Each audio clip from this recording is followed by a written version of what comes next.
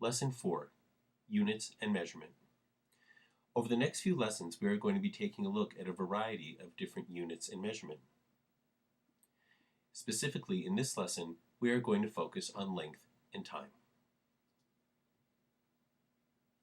Our objectives for this lesson are first, to introduce what we call the MKS system of measurement, as well as to reintroduce the British system. You will also want to be able to differentiate between what we call fundamental units and derived units.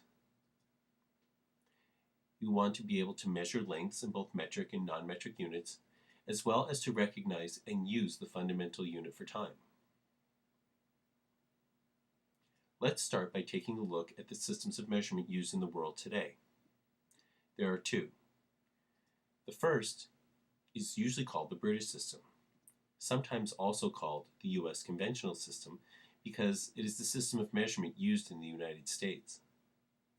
It gets its name because it was devised by Britain to be used throughout the British Empire. The thing is that most of the world has now converted to the metric system, and the United States is basically the only country left that still uses this, which is why it's sometimes referred to as the U.S. conventional system. Throughout the rest of the world, they do use the metric system. Specifically in physics, we use what's called the MKS system.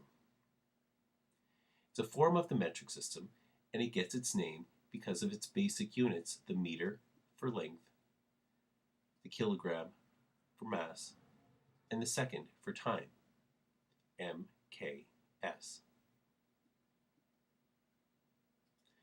Now, within both of these systems, we have two types of units. The first are referred to as fundamental units.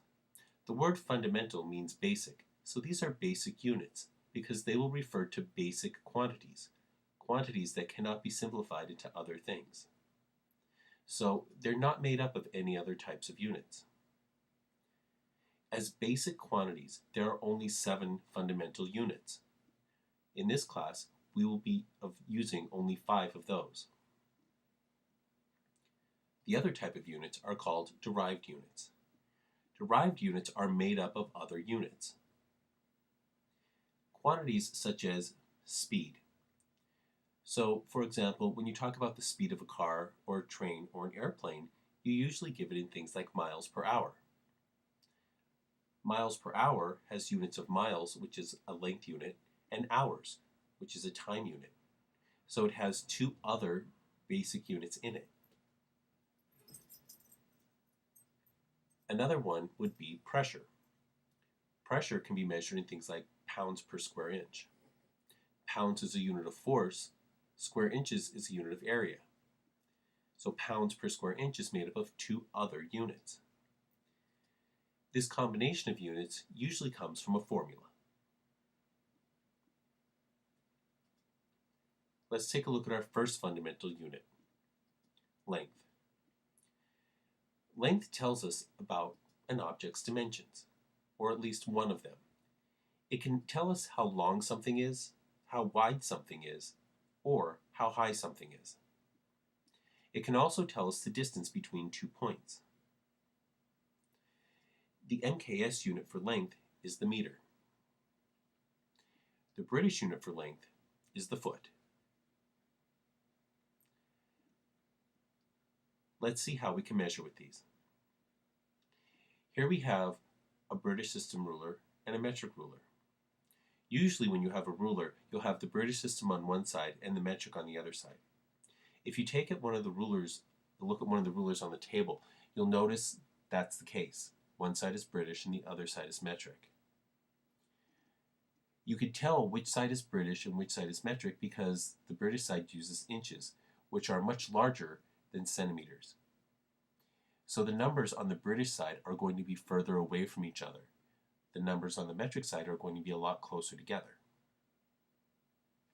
Let's take a look at this first ruler. In the diagram, you'll notice that we have arrows at 0 and another one somewhere between the 1 and the 2. So we know that we have at least 1 inch. Now, when we take a look at these smaller divisions, Usually, because our number system is based on 10, we want to say that each of those is a tenth. But that's not the case. The way the British set up their measuring system was by halves. So they first divided 1 and a half, and then that by a half and got a fourth, divided that by a half and got an eighth, and divided that by a half and got a 16th. So each one of these little lines actually represents a 16th of an inch. There's 16 of them. Now you will notice that the lines do get progressively shorter, so that you have a half, and then a quarter, which is a little shorter, then an eighth, which is a little shorter than that, and the 16th, which is a little shorter than that. But each one is representing a 16th. So if we look at where this arrow is, it's at the 10th line after the 1. So that would be 10/16. We could then reduce that fraction and make it 1 5/8. No answer, especially a measurement, will ever be complete without a unit telling us what it was measured in this case, inches. Now if we take a look at the metric ruler on the bottom, we could see that the first arrow is at 0, and the second arrow is somewhere between the 6 and the 7. Each one of those numbers represents a centimeter, so we know that we have at least 6 centimeters. Each one of the smaller lines in between represents a tenth. In other words, there's 10 of them. So the arrow, if we count to see where it is on the 8th line between the 6 and the 7. So that's 6 8/10, or 6.8. It's a good habit to get into to write metric measurements in terms of decimals rather than fractions, because when you're converting, it's going to be a lot easier to convert a decimal than it is a fraction. And once again, no answer is complete without a unit. If we wanted to measure this in millimeters instead of in centimeters, it's not that difficult. Each one of those little lines actually represents a millimeter. So by the time we get to 1, we have 10. By the time we get to 2, we have 20. By the time we get to 3, we have 30. So in other words, it's like adding a 0 to the end of each one. So our arrow is somewhere between 60 and 70. Touching the 8th line between 60 and 70 makes it 68 millimeters. On your problem set, you're going to be measuring a variety of lines. Some are going to be in inches, some are going to be in centimeters, and some are going to be in millimeters. Lastly, we have time. Time in and of itself has a very difficult and complicated definition. So for this course, the only thing that you need to be aware of regarding time is that the fundamental unit of time in the MKS system is the second. Actually, as it turns out, the second is also the fundamental unit for the British system.